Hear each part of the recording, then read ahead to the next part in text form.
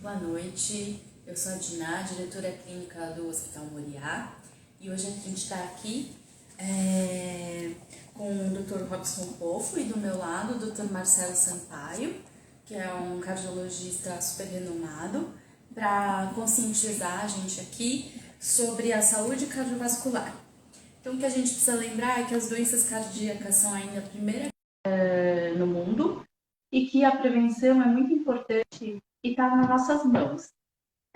Aqui, então, está o doutor Marcelo Sampaio, o Povo também está online. Boa noite, doutor Marcelo. Boa noite, Diná. Boa noite, audiência. É um prazer estar aqui. O doutor Povo já está conectado? Tá posto, Zé. Tá esperando só o nosso convite. Tá conectado. Boa noite, Povo.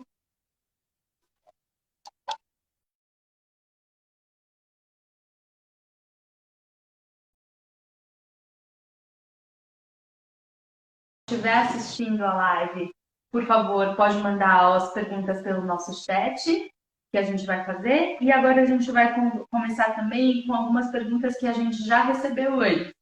A ideia é que a gente faz as perguntas, eu acho que o doutor Marcelo pode responder e o povo pode acrescentar e comentando conforme ele for achando que tem alguma coisa importante.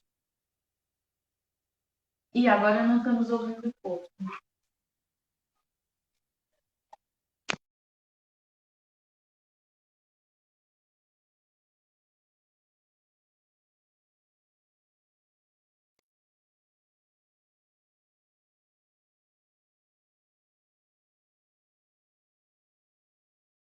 Do coração, chamada doença arterial coronária. Essa doença arterial coronária é que gera dor no peito, angina do peito. Essa é a chamada doença estável. E essa doença arterial coronária, quando no processo de instabilização ou de agudização, vai dar um infarto. Então, essa realmente, para nós cardiologistas, é o grande problema, é a doença mais frequente que a gente lida no dia a dia e, infelizmente, a gente vem notando que no nosso país vem aumentando muito a incidência da doença arterial coronária. Essa doença é formada por placas de gordura que ficam nas artérias. E essas placas têm fatores de risco. Um deles é a hipertensão arterial, que também é absolutamente frequente para nós, e nós cardiologistas lidamos muito com isso no dia a dia. Depois nós temos uma doença chamada insuficiência cardíaca. A insuficiência cardíaca é a falência, é a fraqueza do músculo do coração. Essa fraqueza do músculo do coração pode acontecer por várias causas, pós-infarto, por pacientes que não trataram bem a sua pressão alta, por lesões diretas no músculo cardíaco, como as miocardites. Isso está absolutamente na ordem do dia por conta da Covid, que deu muita miocardite e tem muitos pacientes com insuficiência cardíaca pós-Covid.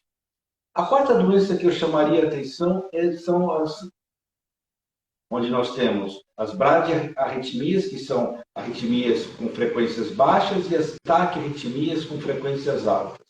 Arritmias, para quem não está familiarizado com o tema, é um descompasso do coração. São chamadas palpitações. E isso realmente pode acontecer tanto com frequências mais lentas, a pessoa até desmaiar por conta disso, como também ela ir para o hospital, para o pronto-socorro, com frequências muito altas, sentindo aquela taquicardia, ele só fala que o coração vai sair pela boca. Então, essas são as doenças das arritmias. E, finalmente, eu colocaria numa incidência não tão frequente assim, mas que também é muito importante, são as doenças congênitas. São aquelas doenças que a gente ela apresenta ao nascimento.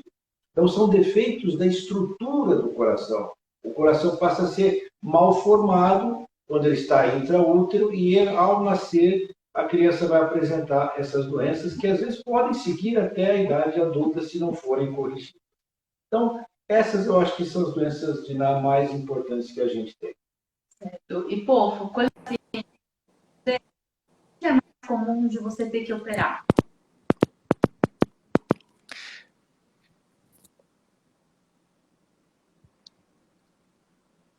Ele caiu. Não, tá aqui.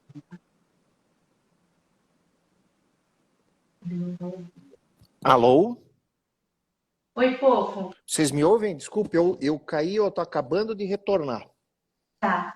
A gente perguntou para você, quando os pacientes chegam para você, o que que é mais comum de você ter que operar de doença cardíaca?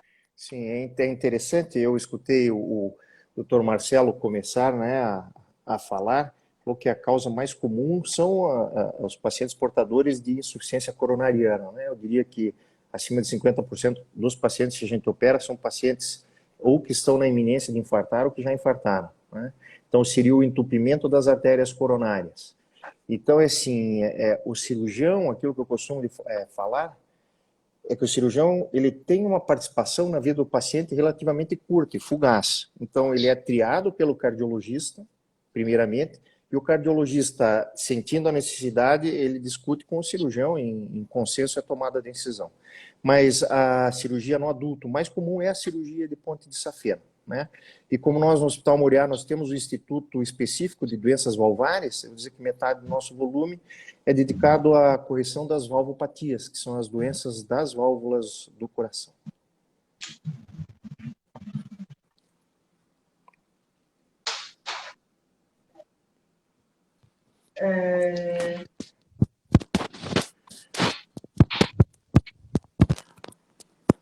Tá falando? Então. Não. Então vamos para a segunda pergunta, doutor Marcelo. Ficar cansado com o mínimo de esforço, pés inchados, peso no braço esquerdo, podem ser sinais de doença no coração? Com certeza. Esse é um sintoma bem clássico, onde diz que a pessoa vai tendo falta de ar progressiva, isso em geral os grandes esforços, depois passa aos médios, depois aos mínimos esforços, e associado com o quadro de inchaço nas pernas, que é a retenção de líquido. Pode ter inchaço nas pernas, pode ter inchaço no abdômen, pode ter inchaço no rosto, e isso caracteriza a chamada insuficiência cardíaca. Quando tem mais inchaço e menos falta de ar, insuficiência cardíaca do lado direito. Quando tem mais falta de ar e menos inchaço, insuficiência cardíaca do lado esquerdo do coração. É o que nós comentamos e que ele tem relação direta com a fraqueza do músculo cardíaco. E isso gera todos esses sintomas. Já o formigamento no braço, não é isso?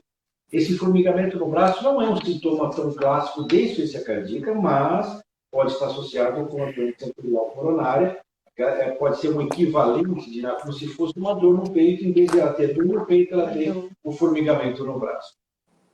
Sim. Eu gostaria de comentar também que houveram muitos avanços na cardiologia e na cirurgia cardíaca na última década, né? E o que nós vemos, um dos maiores avanços, foi a indicação de cirurgia em pacientes assintomáticos. Então, sim, os sintomas são extremamente comuns, esses que o Dr. Marcelo comentou, mas existem aqueles pacientes que sofrem de algum problema do coração e ainda não têm sintomas, né? Então, isso é muito importante frisar a importância do check-up regular, né? Eu, particularmente, não gosto muito do termo check-up, mas eu gosto de usar o termo do acompanhamento. Sim, procure o seu médico, mesmo estando assintomático, para que você possa aferir a sua saúde. Eu acho que isso aí é realmente muito importante. Verdade. Antes de ter os sintomas, né, fazer um acompanhamento, procurar um cardiologista para justamente ver se tem algum problema antes de ter essas... E aí, se me permite, Dinah, já endossando o que o povo falou, aliás, povo, boa noite, é um prazer estar aqui, um brilhante cirurgião que você é, e só vai enriquecer aqui a nossa discussão. Eu, como clínico, uma das grandes dificuldades é conversar e convencer os pacientes que não sentem nada, quando estão diante de uma situação que vai fazer algum check-up ou ter alguma alteração, justamente se cuidarem por isso, né? Porque a maior parte das doenças cardíacas não produzem sintomas. Então, não espere ter sintomas, porque justamente quando tem o sintoma, aí você já pode estar com uma doença avançada ou, eventualmente, uma doença agressiva que vai provocar uma sequela no seu coração. Uma outra dúvida que veio aqui. Em dias com temperatura mais baixa, tipo hoje, o risco de infarto é maior? Exatamente. O risco de infarto é maior no frio. E isso é clássico. Eu acho que os médicos aqui lembram da figurinha do Néter, né? Que ele saía de um restaurante todo encapotado, estava nevando, uma conta na mão, que eram quais eram os fatores de risco para ter o infarto. E, sem dúvida nenhuma, isso tem muito a ver com a liberação de agentes e substâncias que provocam uma constricção na artéria, e isso gerando uma condição que pode levar a uma obstrução, e também no frio o próprio engrossamento do sangue, que também é mais frequente, gerando também às vezes a formação de coágulos e trombos entupindo as artérias. Então, no frio, sem dúvida nenhuma, tem uma incidência maior de infarto, isso é clássico. Sim. Sim. Primeiro, Marcelo, grato pelas palavras, dizer que é um prazer estar contigo, né? Um cardiologista de extrema experiência, né? Então, grato, Diná, pelo convite, né? A todo o pessoal da assessoria, a Mirtes especialmente. É uma excelente oportunidade, né, de estarmos juntos, nem que seja de forma eletrônica, né, Marcelo? Agora, sim, é interessante que quando a gente fala, ok, mas o frio ele aumenta em torno de 30% a chance do paciente que já tem alguma predisposição a ter infarto, né? E é interessante que o tratamento para isso, é óbvio, passa por uma triagem, pelo cardiologista, é óbvio, mas é atividade física, né? Aquilo que todos os cardiologistas vão recomendar, além de todos os exames, é manter uma atividade física. Isso faz com que haja o reforço do tônus vascular, né? Melhorando todo o aparelho circulatório, né? Então, nós vemos, sim, aumento, o incremento dos pacientes infartados no inverno. É interessante, mas é uma realidade. Uma dúvida que a gente vê muito aqui, né, quando os pacientes operar, a dúvida é seguro parar de tomar o AAS para poder operar? Olha, Dina, essa é uma pergunta bem interessante, porque no passado, e o povo pode, com certeza, complementar, porque a experiência dele também é muito grande nessa área. No passado, a gente tirava sempre a aspirina para qualquer tipo de cirurgia. E aí, obviamente, começaram a ter alguns acidentes, né? Porque tem pacientes que dependem da aspirina para ficarem realmente com o sangue mais fino e evitarem depois a formação daquele coágulo que a gente explicou, que pode gerar o infarto. Aí começou a se ter uma experiência de manter a aspirina para determinadas cirurgias, principalmente cirurgias cardíacas. Então, os próprios cirurgiões cardíacos nos deram aval, falaram, olha, mantenha, vai fazer uma cirurgia de revascularização, pena, manter a aspirina, e assim por diante a gente viu que não havia um risco maior de sangramento. E o grande problema é o risco de sangramento. E hoje, muito poucas cirurgias a gente suspende o AS. No caso específico, é uma cirurgia de catarata. Eles perguntando de catarata. Essa, normalmente a gente não suspende. Como é que eu adoto na prática? Uma coisa realmente é o que a gente pode e deve fazer, está respaldado por estudos clínicos, e a outra é o mundo real. Eu sempre falo isso. Então, quando a gente está diante de um paciente que vai fazer uma cirurgia de catarata, é de bom tom ligar para o oftalmologista, conversar com ele e falar, olha, normalmente a gente não suspende. Você se sente à vontade por isso? Ele vai dizer, vai concordar, ou às vezes não, mas de qualquer forma, na maior parte das vezes ele concorda e não suspende. Existem hoje oftalmologistas que nos telefonam antes e falam, olha, o paciente tomava até anticoagulante, não precisa nem suspender o anticoagulante. Então, uma cirurgia como essa, a gente não suspende.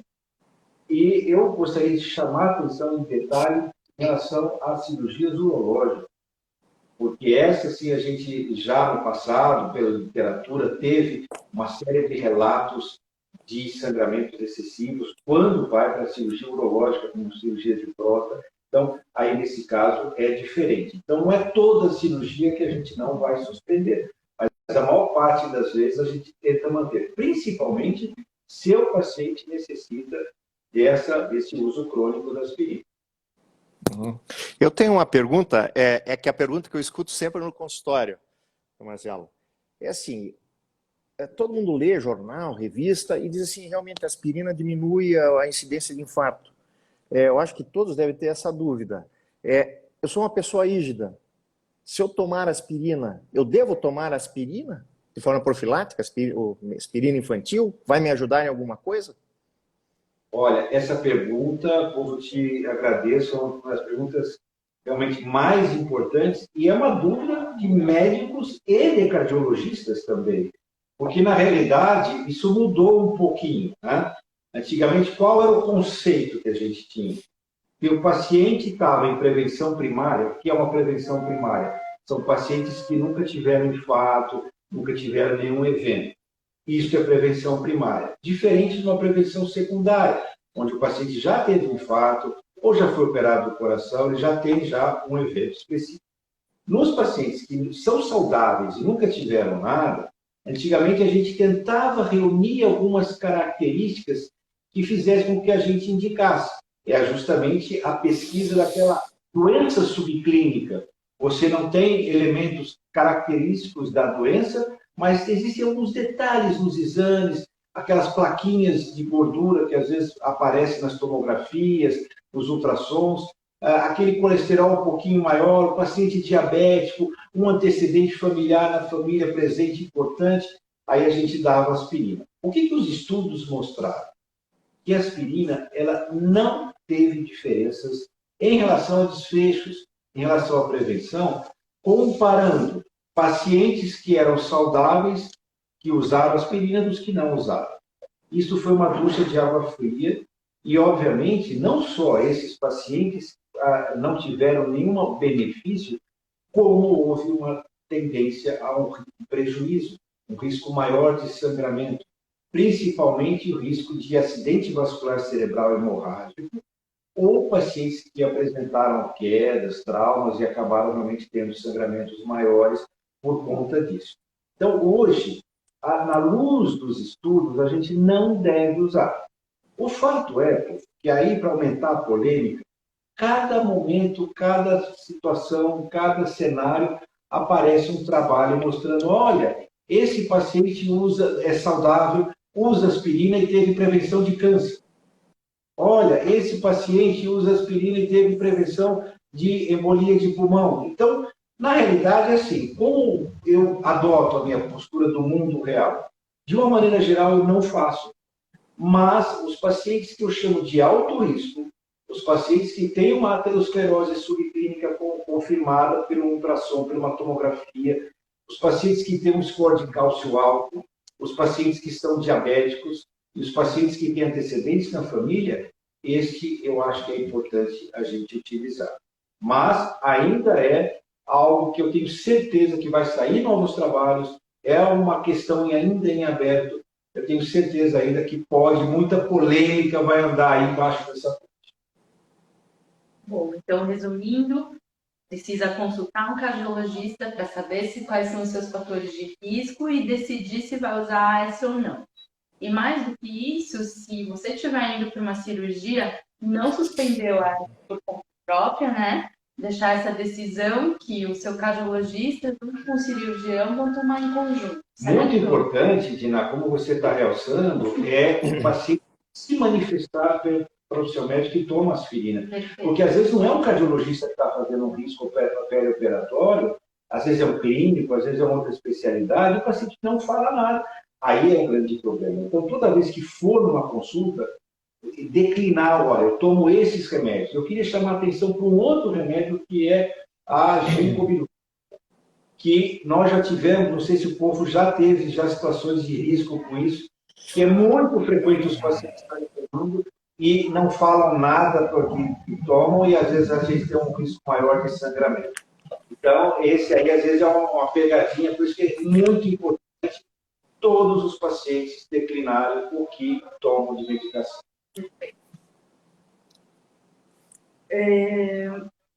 O coração dói? Outra pergunta. O coração dói, né? Mas ele dói por quê? Porque existe falta de suprimento sanguíneo no músculo que precisa de muito sangue. Então, esse músculo que exige, que requer muito sangue, quando ele fica com falta de suprimento, ele pode desenvolver determinadas reações nesse músculo, que aí ele vai ter dor. Então, é falso dizer, o coração não dói, por isso que eu acho que essa dor no peito não é do coração. Não. Dor no peito é um sintoma, um dos mais clássicos que tem na cardiologia e talvez um dos mais antigos em descrição. É interessante essa pergunta, né? Se o coração dói ou não dói. Na verdade, é um mito. Mas é muito interessante. Entre a classe médica existe um certo... É um mito mesmo dizer que o coração não dói. Não, ele dói mesmo. A falta de sangue, o suprimento sanguíneo, quando o coração ele vai movimentar, né? Vai contrair, ele precisa de oxigênio. E quando tem um infarto, que é a diminuição do aporte sanguíneo nas artérias coronárias, ele sim tem uma dor. A dor pode ser no coração ou dor irradiada. Mas é muito interessante também porque existem casos do infarto indolor, onde a dor ela não se apresenta, isso é possível, né? Principalmente naqueles pacientes diabéticos, né? Então, sim, o paciente, a gente chama angina típica, característica, é a dor no peito característica, né? Aquela dor no tórax, como pressão irradiada para o braço, né? Essa é bem típica, mas nem sempre ela se apresenta dessa forma. Às vezes o infarto ele pode aparecer com uma tontura, um cansaço, né? Uma falta de ar, um desmaio, né? Que seria como o coração não consegue bombear o volume sanguíneo adequado, você tem um baixo débito e a pessoa tem as consequências dessa queda da pressão. Perfeito. Existe mesmo uma doença do coração partido? Existe. Essa doença, em inglês, é o Broken Heart Syndrome, síndrome do coração partido. E o que significa isso? São situações psicoemocionais absolutamente impactantes, fortes, que fazem com que a pessoa tenha um grande sofrimento. Exemplo, uma perda de um ente querido, uma situação, às vezes, de instabilidade profissional, uma demissão, uma situação, às vezes, uma situação de pressão. Tudo isso faz com que a pessoa possa desenvolver uma síndrome chamada síndrome do coração partido. E o que é essa síndrome? É como se fosse um infarto, a pessoa tem os sintomas clássicos disso, vai fazer um exame, está infartando, o ecocardiograma é típico de infarto, mas não tem obstrução nenhuma. E aí há uma série de teorias da microcirculação, teorias do espasmo, teorias da agregação plaquetária transitória e assim por diante.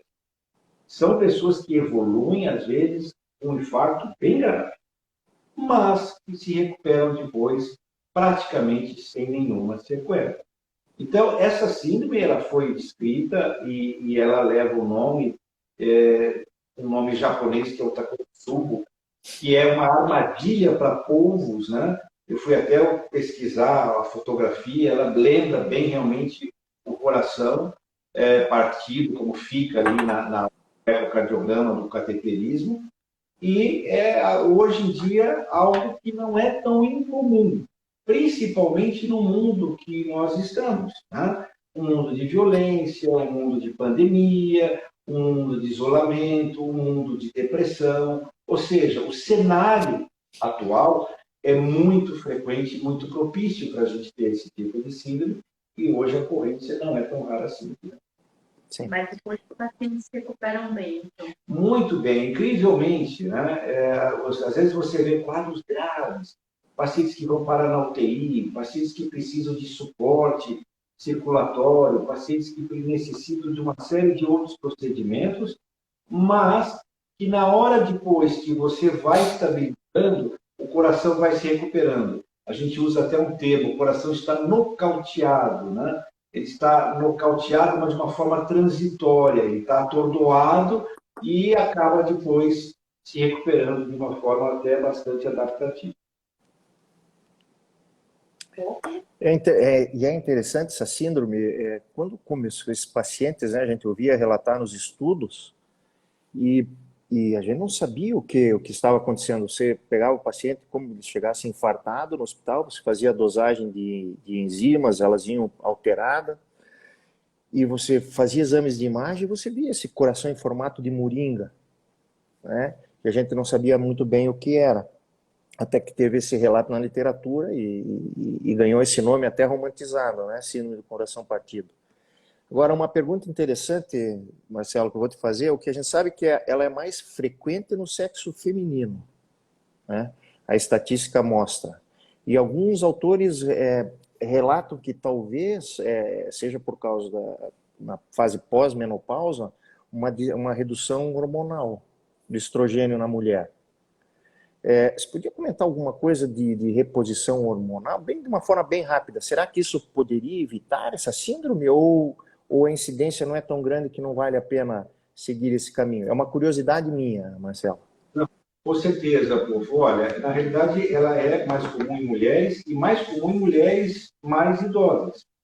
Então, tem muita relação com o que você está falando, sim, porque a partir dos 60 anos de idade, a mulher perde a proteção estrogênica e ela aumenta muito a incidência de doença coronária de uma forma global. A reposição, ela já foi muito estudada, não só especificamente para a síndrome do coração partido, mas também para a doença arterial coronária de uma forma geral, como caráter preventivo. E não se mostrou tão efetivo assim, pelo contrário. Os resultados foram resultados ruins, até do ponto de vista oncológico. Então, eu diria que talvez não seja um caminho, talvez um suporte, a gente identificar quem são as pessoas de maior risco, quem são as pessoas que podem ter isso, porque normalmente já tem antecedentes psicoemocionais, já talvez um suporte, uma terapia, alguma coisa assim, nesse sentido seria mais adequado do que talvez uma reposição, porque talvez não daria tempo, sabe, povo? Para você ter uma reposição em alguém que está passando por uma situação como essa, teria que ter um tempo de uso grande para você poder impactar na redução. Então, mas assim, a sua ideia teoricamente é muito plausível. Ok. É verdade que o estado de conservação dentária tem relação com doença cardíaca? Muito. Isso é uma coisa que poucas pessoas se dão conta dessa situação. Eu diria que pode impactar sobre dois aspectos. Primeiro, toda vez que você faz qualquer tipo de manipulação dentária, você sabe que você tem uma bacteremia, ou seja, uma liberação de bactérias na corrente circulatória. Também o estado, a má conservação, ela é uma fonte dessas bactérias e que elas podem, por si só, também serem fontes dessa bacteremia. Em pacientes que têm distúrbios nas válvulas cardíacas, pode se acestar essas bactérias lá, gerando um fenômeno chamado endocardite bacteriana, que é uma doença muito séria e muito grave. Tanto é verdade que hoje os dentistas mandam para os cardiologistas para eles liberarem determinados tipos de procedimento a fim de protegê-los da situação da endocardite bacteriana. Esse é um aspecto. Um outro aspecto mais interessante e mais recente é que nós começamos a fazer correlações do estado dentário com a doença arterial coronária. E aí, povo, começaram a ter aquelas teorias bacterianas da placa teromatosa, que as placas estavam obstruindo as artérias. Quem gerava essas placas eram bactérias. E aí essas bactérias poderiam vir dos dentes também como uma fonte. O fato é que a gente observa, às vezes, uma relação linear entre o estado de conservação dentária e a incidência de doença arterial coronária. Por isso que faz parte hoje de você ter um sistema preventivo adequado, de excelência, você questionar, orientar os seus pacientes para que eles busquem realmente um bom atendimento e uma boa conservação dentária, justamente por conta desses riscos. Sim. Eu gostaria de acrescentar, gente que opera muito paciente portador de doença das válvulas cardíacas, né?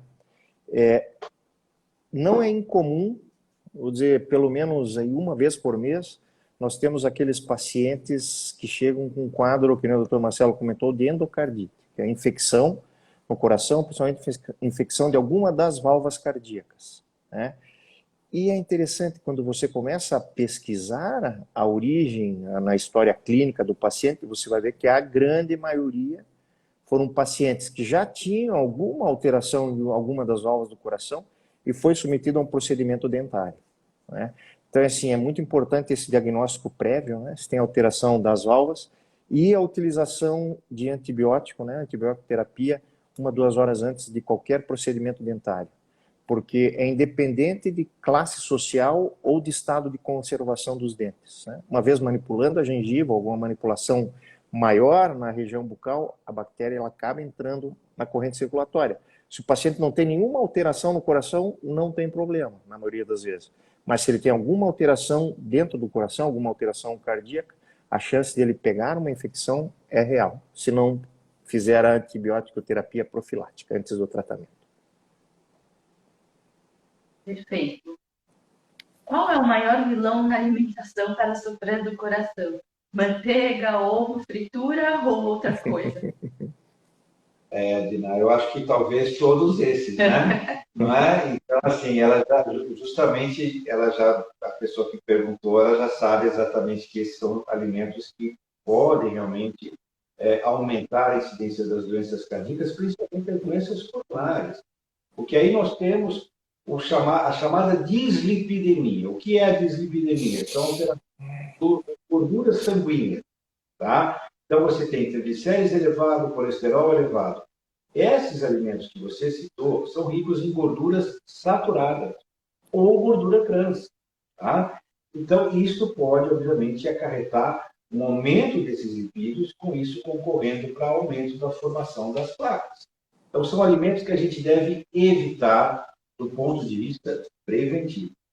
Obviamente, também não podemos esquecer que grande parte dos alimentos que você citou também tem alto teor de carboidratos. Isso pode aumentar a glicemia, que é outro fator de risco para as doenças cardíacas. E o ovo? O ovo é uma coisa bem interessante. Porque, o ovo é assim, né? É um alimento que ele teve praticamente banido, né? E aí falava assim, olha, a gema terrível, a clara, tudo bem. Só que ele falava, mas doutor, quem é que vai comer só clara?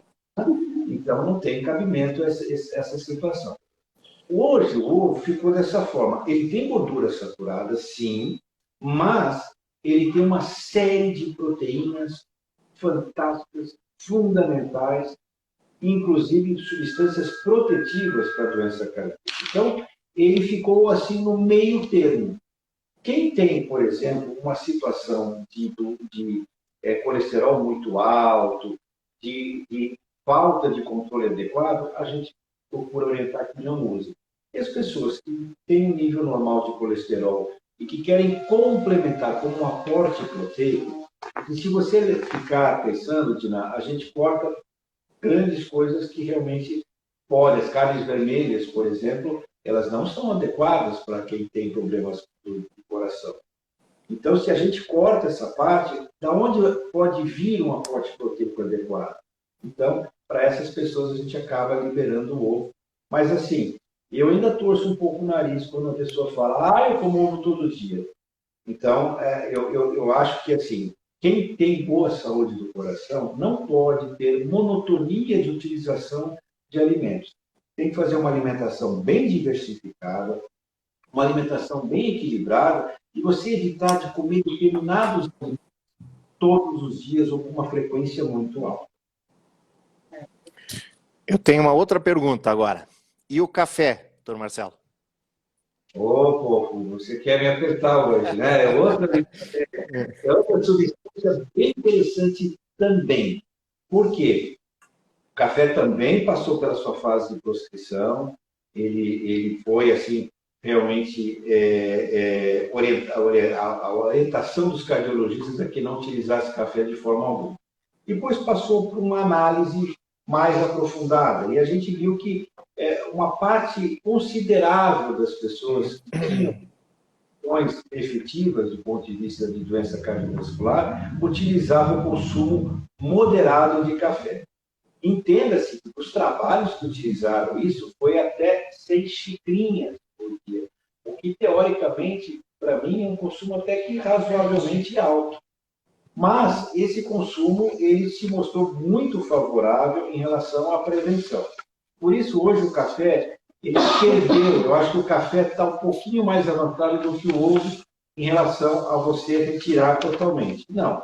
Ele tem substâncias, obviamente, que são protetivas, mas, volto a frisar, tudo que é consumo excessivo, eu acho que realmente foge um pouquinho da prevenção. Mas eu não sou de cortar café, não, com os meus pacientes. E o vinho? O vinho, tinha um cirurgião famoso que falava assim, uma taça de vinho diária ou uma cirurgia de ponte de safena, o que você prefere? Né? Então, eu não chego nesse ponto, mas o vinho tem substâncias muito interessantes, principalmente o vinho tinto, que guarda substâncias antioxidantes, que previnem a disfunção do endotélio, que é aquele aventalzinho que fica em cima das artérias, aquela capa das artérias, e ele realmente, quando consumido de forma moderada, ele pode realmente prevenir. O que eu oriento os nossos pacientes? Tem pacientes que são oriundos da Itália, da França, da Espanha, de Portugal, do Chile, da Argentina. Por que eu citei esses países? Porque nestes países o consumo de vinho é diferente do consumo nosso.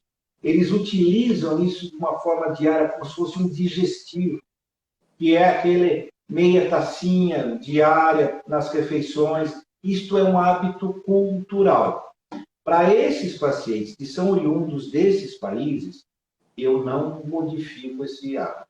E para os que não têm esse hábito, eu não os incentivo. Isso é muito importante porque nós estamos falando de uma bebida alcoólica. E a gente sabe que isso pode, às vezes, ter determinadas interpretações que não são adequadas.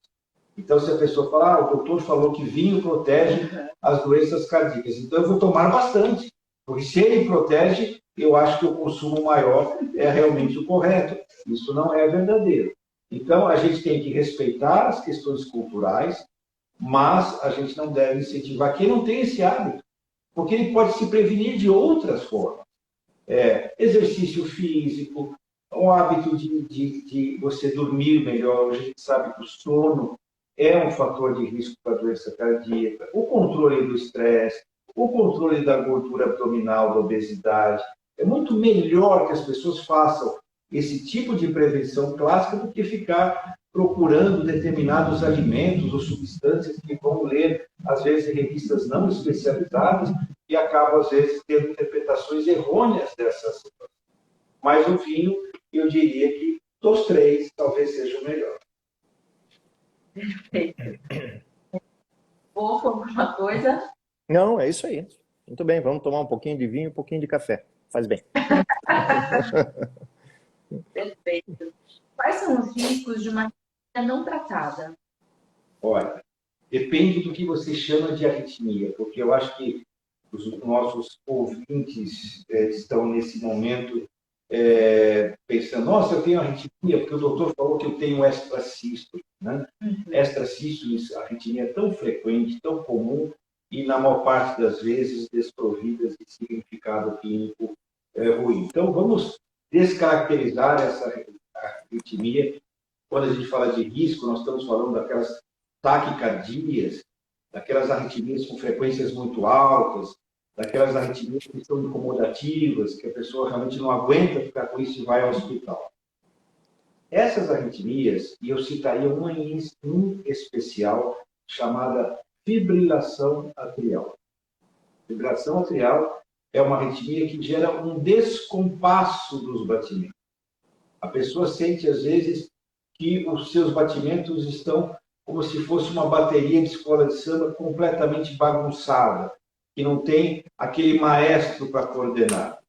E, obviamente, sentem falhas, sentem golpes duros no coração justamente por conta desse descompasso. Essa arritmia é uma arritmia de risco de NAR, porque ela pode gerar formação de coágulos, ela pode gerar embolias, ela pode perturbar o funcionamento estrutural do coração, aumentando as câmaras cardíacas. Essa arritmia precisa ser tratada e vista. Agora, quando a gente fala arritmia, a gente está falando de muita coisa, que está no mesmo guarda-chuva. Então, que vocês não fiquem preocupados se às vezes você sente uma falha, se às vezes você sente um batimento extra, porque grande parte da população apresenta esse tipo de comportamento. Sim. Eu gostaria de comentar nessa questão de arritmia do ponto de vista cirúrgico, né?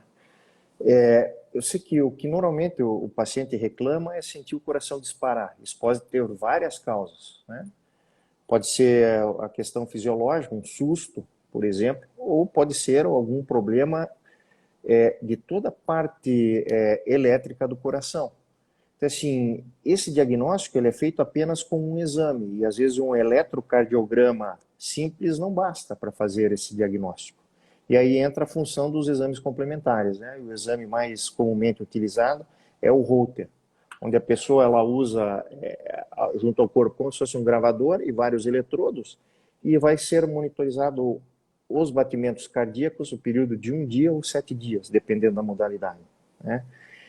E às vezes essa arritmia, né, ataque à arritmia, né, que seria o coração acelerado, né, ou a palpitação, ela é tratada na maioria das vezes, se houver indicação, através de medicações, ou injetável através de medicações via oral. Em casos mais extremos, é possível sim ir com um catéter dentro do coração e tentar eliminar esta arritmia quando acelera. E outra pergunta muito frequente é a relação da arritmia com o marca-passo. O marca-passo é usado, então, naqueles pacientes onde a frequência cardíaca ela é muito baixa. Mas, às vezes, frequência cardíaca baixa não é patológica. A gente vê nos esportistas, né, de alta performance, os maratonistas, os nadadores, às vezes eles têm frequências cardíacas de 40, 50 batimentos, e para eles é normal. Não é comum para a população normal ter uma frequência de 40 ou 50. E aí o tratamento, sim, através do implante de um pequeno aparelho, né, onde se faz a punção de uma veia periférica e entra com um fiozinho lá no coração para estimular o coração. Então, a arritmia nem sempre é essa palpitação. Às vezes ela pode aparecer através de um desmaio ou através de uma hipotensão. Então, ela pode se manifestar de diversas formas, né? Daí a importância, então, do exame preventivo, né? Participar, sempre procurar o médico, não quando as coisas já estão em estado avançado, mas sim, de preferência, quando o paciente ele está se sentindo bem, né? Ou a pessoa, né? Então, o check-up ele é muito importante. Perfeito. E aí, nessa parte de arritmia ainda, uma ciência falou assim, a aceleração involuntária pode ser considerada uma sequela da COVID? Tenho muitas palpitações, coisa que nunca tive antes da doença. Agora, mesmo deitada, em momento de descanso, o coração dá palpitações fortes, parecendo que estou até engasgada. Olha, essa pergunta eu acho que é maravilhosa, porque permite que a gente realmente faça um bom esclarecimento em relação à questão do Covid, do pós-Covid, da Covid longa e assim por diante. Eu, como cardiologista, tenho visto inúmeros pacientes que apresentaram uma densidade maior de arritmias pós-Covid. Existe até um trabalho alemão que provocou um certo frisson nisso. Eles pegaram pacientes todos com Covid leve. E todos esses pacientes com Covid leve que não foram ao hospital, não foram para a UTI, foram submetidos a uma ressonância do coração. O resultado foi que 80% deles tinham algum grau de lesão no músculo cardíaco pós-Covid. A boa notícia é que quase 100% apresentaram recuperações que iam no período de 4 a 10 meses. Ou seja, obviamente, essas alterações parecem ser que são transitórias. Todos os nossos pacientes que tiveram Covid e desenvolveram arritmias, todos eles foram controlados. Todos eles, num determinado período, tiveram a sua arritmia diminuída, sanada e, obviamente, com controle efetivo. Mas a grande parte deles teve que ser submetida a algum tipo de tratamento medicamentoso pelos sintomas, como essa paciente colocou muito bem, que ela deita e sente. Isso é muito frequente, porque a arritmia, às vezes, ela só aparece quando você vai deitar, e você começa a prestar atenção no seu coração, durante o dia você está entretido, você não vê isso, mas Quando você está deitado, você começa a tossir. Talvez seja o caso de um tratamento específico para tirar esses sintomas. Mas a maior parte dessas arritmias tem um curso benigno, tem um curso evolutivo muito bom e uma dissipação ao longo do tempo. Aqui a gente tem a Neri Alves, que é meio parecido com isso. Ela diz que fez todos os exames do coração, mas consegue escutar os batimentos, talvez sentir os batimentos quando está deitada. Exatamente. Isso é o que eu estava comentando. É o momento que você presta no coração. Né? Então, determinadas situações a gente não percebe, só vai perceber com silêncio, um ambiente quieto, tranquilo, e aí você realmente vai sentir isso. E às vezes não. Eu faço, por exemplo, eletro lá no consultório, o meu eletro é um tipo Holter, e às vezes eu pego pacientes que estão bigeminando, e aí eu falo, olha, eu vou pontuar, toda vez que eu falar agora, presta atenção se você sente alguma coisa. E às vezes a gente fala para o paciente, não sente absolutamente nada. Às vezes a gente recebe Holters de pacientes que estão repletos de astracísio, eles não sentem nada. Então, sentir é importante, obviamente, mas não significa que você não tenha arritmia. Mas, às vezes, é uma arritmia muito benigna, são extracístoles que está sentindo e tem que pesquisar outras causas. Isso é muito importante a gente citar. Existe uma integração muito forte entre os distúrbios da tireoide e as arritmias. E as pessoas, às vezes, não se dão conta disso. Existe uma relação muito direta entre medicamentos que você pode utilizar para tratar determinadas situações e a presença de arritmia. Então, é muito importante você fazer exames, como o Dr. Polfo colocou, o Holter é um exame absolutamente necessário nessa circunstância, que aí sim a gente vai correlacionar o que ela sente à noite com o que realmente está acontecendo. Sim. E é muito interessante, os pacientes de pós-operatório de cirurgia cardíaca, não é que seja frequente, mas de vez em quando a gente escuta esse comentário, fala assim, doutor, agora eu consigo sentir meu coração. E normalmente quando eu deito para o lado esquerdo, eu consigo sentir. E é bem isso que o doutor Marcelo falou. No pós-operatório, a pessoa passa a ter a consciência que tem um coração. E ela passa a se preocupar única e exclusivamente com o coração nesse pós-operatório. Então ele começa a sentir coisas que ele não sentia, entre aspas, antes. Não é que não sentia, não prestava atenção. E o fato de deitar para a esquerda e sentir o batimento cardíaco é relativamente frequente, porque o coração do lado esquerdo está mais próximo do gradil costal, do tórax. Né? Então, dependendo do tamanho do coração, tamanho do pulmão à esquerda, existe sim esse contato do músculo cardíaco com a parede do tórax, que é fisiológico, é normal. E o paciente ele passa a sentir. Mas depois que ele voltar às atividades habituais, ele acaba esquecendo isso aí e ele acaba de forma inconsciente, né, esquecendo e não tem mais esse relato. Perfeito. Mandando aqui um oi para a Gisele Souza, de Rio Verde do Goiás. O Pablo Toledo, que deu um oi para o Dr. Polfo, da Record. E aí tem aqui uma pessoa que fala, tá com febre reumática e agora estão com pequenos refluxos na bicúspide e outro na tricúspide. A febre reumática é uma doença muito frequente que dá alterações nas válvulas, né? E não necessariamente precisa ser metido a qualquer tratamento específico. Pelo caso, é um tratamento, um refluxo bem discreto, né? Parece que são pequenos. Então é isso, né? Acompanhamento e seguir. Acompanhamento. A gente sempre faz assim. Você tem alguma dúvida?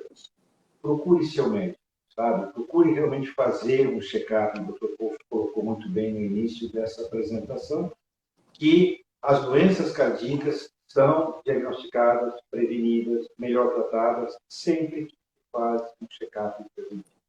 Então, essa é a grande orientação que a gente dá. Não fique pensando que um dia vai surgir um sintoma e que você vai ao médico justamente por conta desse sintoma. Não. Se antecipe. Vá lá para fazer uma averiguação para ver como está o estado do seu coração. A Flávia comentou que seu filho, com 5 anos, teve endocardite e hoje faz acompanhamento porque ficou com uma lesão na válvula. Como é que é isso a longo prazo, Marcelo? quando a criança tem uma endocardite? Olha, precisa entender se ela teve uma lesão na válvula e essa válvula já foi tratada cirurgicamente ou não. Tá? Então, vamos para as duas hipóteses. Vamos admitir que ela teve uma lesão na válvula e foi tratada cirurgicamente e hoje ela é portadora de uma prótese na válvula e que, obviamente, tem que fazer todo o acompanhamento, mas a evolução é uma evolução bastante tranquila e, óbvio, tem que fazer os exames para verificar como essa válvula está no funcionamento. Essas válvulas costumam durar muito, mas como foi uma criança de 5 anos de idade, ela vai ter uma longa vida pela frente, ela precisa realmente não perder esse acompanhamento. No outro caso, vamos admitir que ela teve a endocardite e não foi submetida a um tratamento cirúrgico e ficou com uma lesão que provavelmente não é uma lesão grave, e se fosse grave já teria sido trocada. Então, uma lesão leve a moderada, e aí necessita realmente, aí sim, de um acompanhamento mais a miúde, de exames como ecocardiograma, raio-x de tórax, ausculta do seu cardiologista, de uma maneira mais preventiva e de uma maneira mais frequente. Mas também, evolução muito boa também. Perfeito. Sim, eu gostaria de só fazer um comentário. Essa é uma dúvida muito comum, né? O paciente teve algum acometimento reumático ou tem algum acometimento de alguma válvula do coração. Ele pergunta, doutor, eu vou precisar operar? Acho que a cirurgia cardíaca avançou muito nesses últimos anos e avançou muito também no critério de indicação. Hoje a gente não espera mais o paciente chegar nas últimas, né, ter uma deterioração do quadro cardíaco para indicar a cirurgia. Então hoje existem guidelines, né, guias americanos, europeus e até os brasileiros, que nós ajudamos a republicar o ano passado, onde você tem critérios objetivos para indicar. Então, como o Dr. Marcelo falou, ok, existe alguma alteração, teve endocardite, teve febre reumática, obrigatoriamente deve acompanhar com um cardiologista. Com certeza, quando chegar o momento ideal para indicar algum procedimento, se houver a necessidade, o cardiologista ele vai saber orientar, sem sombra de dúvida. Perfeito. E aí, uma pergunta. O doutor Paul poderia comentar sobre como são as cicatrizes na cirurgia cardíaca robótica? Ficam grandes, como na cirurgia aberta? E o paciente consegue ter alta antes?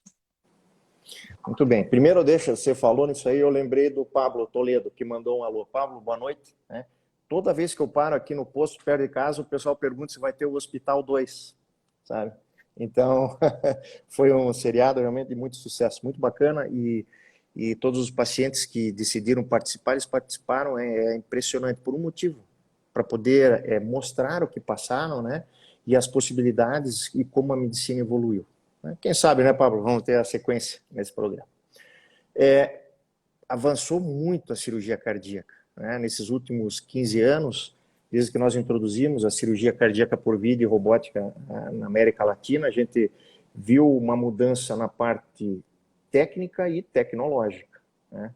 Então, assim, a maioria dos pacientes que nós operamos hoje, a gente não precisa mais abrir o peito, né? Cirurgias de ponte safena, cirurgia das válvulas cardíacas, ou cirurgia de arritmia. E qual que é a grande vantagem, né? Não só da cirurgia cardíaca, eu vejo a doutora Ana Olga, que está acompanhando a gente, que é uma das melhores cirurgiãs que eu já vi operar, né? Ela incluiu isso no arsenal terapêutico dela há muitos anos e hoje é praticamente impossível ela abrir um abdômen para operar. Na cirurgia cardíaca acontece da mesma forma. Então a gente lança mão de tecnologias que permitem que a gente chegue ao coração sem abrir o osso do peito, né? É interessante que essa tecnologia ela foi idealizada em 1999, há mais de 20 anos, né? No Brasil nós começamos isso em 2010, nós já estamos aí com 12 anos dessa tecnologia. E os resultados eles são muito seguros e muito concretos, né? A literatura é muito vasta sobre isso. Qual é a grande vantagem? Você tem um paciente que submeteu a uma cirurgia com menos risco de infecção, menos risco de sangramento. E é um paciente que você reduz o tempo de internação hospitalar em praticamente 3, 4 dias de internação. Então, o paciente não fica mais 7 dias de hospital ou 10 dias, né? É um tempo de internação muito curto. Isso é feito de forma... essa incorporação tecnológica ela sempre foi feita de forma muito responsável, né?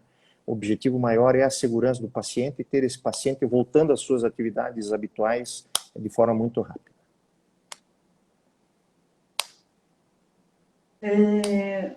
Então, só relembrando, quais são os problemas do coração possíveis de operar sem abrir o peito do paciente? Muito bem. São as doenças das válvulas cardíacas, né? Todas as válvulas. Aórtica, pulmonar, mitral e tricúspide, né? As cirurgias de arritmia, principalmente a cirurgia de correção da fibrilação atrial, né? Quando o paciente passou por vários tratamentos, quer seja medicamentoso ou por catéter, a gente lança a mão da robótica para corrigir este ritmo. Cirurgias de revascularização do miocárdio, as cirurgias de tumores intracardíacos. Hoje nós temos um centro que lida muito com esse tipo de cirurgia, pois não há mais a necessidade de você abrir o peito, né? Nós fazemos 4, 5 furinhos no tórax e através dessa tecnologia robótica a gente chega ao coração. Então, até mesmo cardiopatias congênitas em crianças acima de 40 quilos, né? Então, assim, essa tecnologia ela evoluiu muito e ela vem evoluindo. Mas hoje eu considero, sem sombra de dúvida, a abertura do osso do peito, a cirurgia convencional, não é que é uma cirurgia ruim, é uma cirurgia que é necessária. Mas eu acho que com a tecnologia que nós temos hoje, nós conseguimos fazer melhor, né? E o grande beneficiado é o paciente, sem sombra de dúvida. Perfeito. Agora a gente está chegando nos minutos finais. Gostaria de agradecer ao doutor Marcelo e deixar um tempinho para as considerações últimas. Bom, antes eu queria também saudar a doutora Ana Olga, uma amiga, uma cirurgiã maravilhosa e só nos honra com a sua assistência. Olha, eu quero reforçar mesmo a prevenção das doenças cardiovasculares, mas eu quero começar a falar sobre uma situação que nós estamos vivendo muito desconfortável em nosso país, que é a obesidade. A obesidade hoje, para vocês terem uma ideia, ela atinge 19,8% da população brasileira. Não é sobrepeso.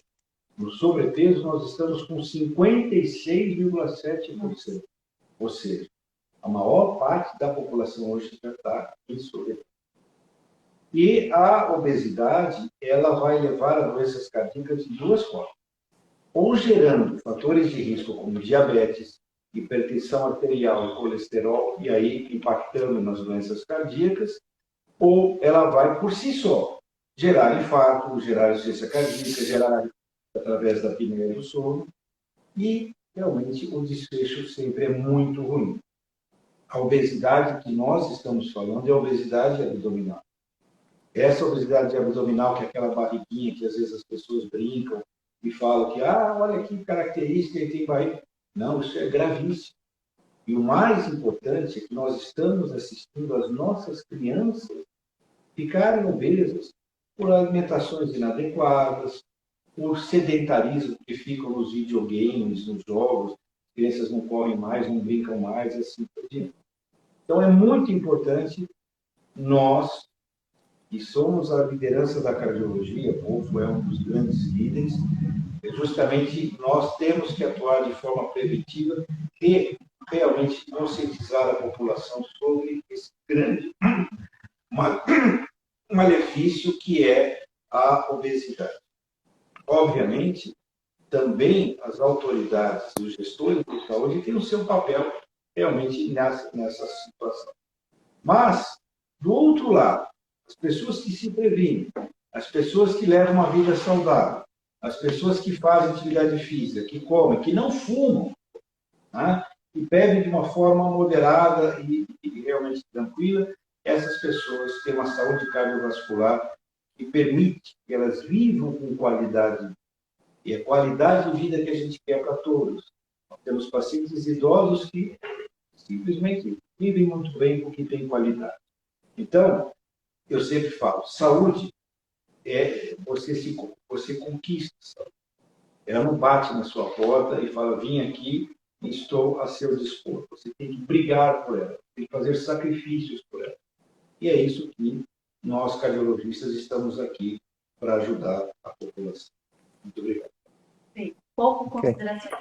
Nossa, tinha tanta coisa para falar, mas a gente já esgotou o tempo. Acho que o Marcelo sintetizou a importância do preventivo, né, da busca do médico, do cardiologista, antes que os problemas apareçam.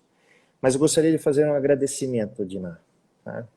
Um agradecimento ao presidente Guilherme, ao presidente do hospital, né, à doutora Eunice, né, incansável com toda a sua equipe, ao doutor Teruya, né, que cada vez passa mais tempo organizando esse hospital, a você, Diná, né, nossa companheira do dia a dia. Mas o agradecimento é, assim, por abrir esse espaço, né, espaço de troca de informação, bate-papo de uma hora que passou, parece que durou 5 minutos, né, estar aqui participando junto com o Marcelo. É um prazer muito grande e a gente vê que a população tem dúvidas, né? Infelizmente a gente não vai conseguir esclarecer todas as dúvidas, mas quem sabe a gente possa, né, Mirtes, manter isso todo mês, esse bate-papo, né?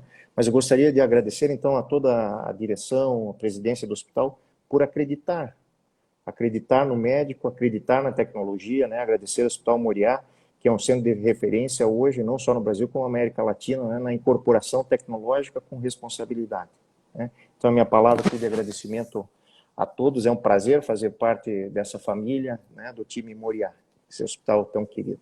Tá bom, minha gente? Boa noite, viu? Perfeito, muito obrigada. Só lembrando, então, que a live fica salva no Insta e no nosso canal do YouTube, tá bom?